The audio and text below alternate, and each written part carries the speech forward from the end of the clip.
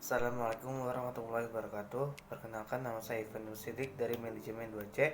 Kami di sini akan menjelaskan tentang makna hakikat tentang Al-Quran dan makna tentang hakikat Al-Hadis sebagai dua sumber hukum yang hak yang harus kita imani di antara sumber-sumber hukum yang lainnya.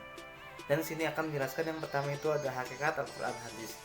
Secara bahasa kuro mempunyai arti mengumpulkan atau menghimpun menjadi satu kata Al-Quran, dan kiroah keduanya merupakan masdar infinitif diambil dari kata kerja lampu fil madi, yaitu kuroah, kiroatan, kuronan, muhaimin.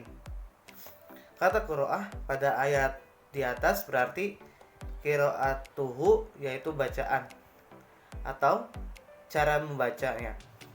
Al-Quran secara istilah adalah firman Allah SWT yang menjadi mukjizat abadi kepada Rasulullah yang tidak mungkin bisa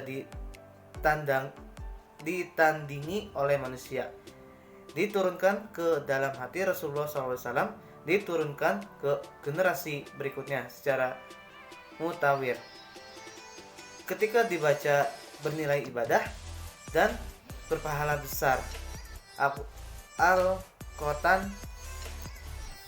Selanjutnya, istilah hadis telah digunakan secara luas studi keislaman untuk merujuk kepada teladan dan otoritas Nabi Muhammad SAW dan sumber kedua hukum Islam setelah Al-Quran. Meskipun begitu, pengertian kedua istilah tersebut tidaklah serta-merta sudah jelas dan dapat dipahami dengan mudah. Para ulama dari masing-masing disimpulkan ilmu menggunakan istilah didasarkan pada sudut pandang yang berbeda, sehingga mengkonsumsi munculnya rumusan pengertian kedua secara berbeda pula.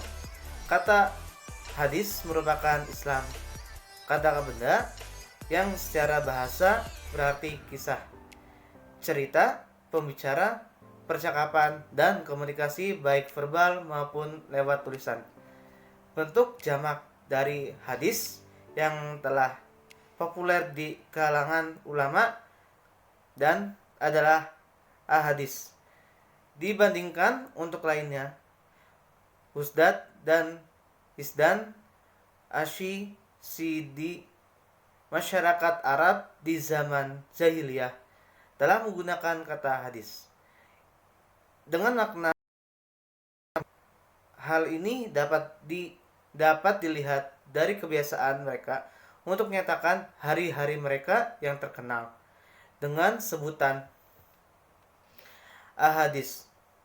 Jika hakikat Al-Quran hadis adalah sumber pokok ajaran Islam dan merupakan rujukan umat Islam dalam memahami secara aspek yang ada dalam kehidupan, di mana Al-Quran secara rujukan ulama yang berasal dari Allah SWT yang diwahyukan kepada Nabi Muhammad SAW melalui malaikat Jibril, dan hadis sebagai rujukan yang menggunakan dan menegaskan ilmu yang terdapat dalam Al-Quran.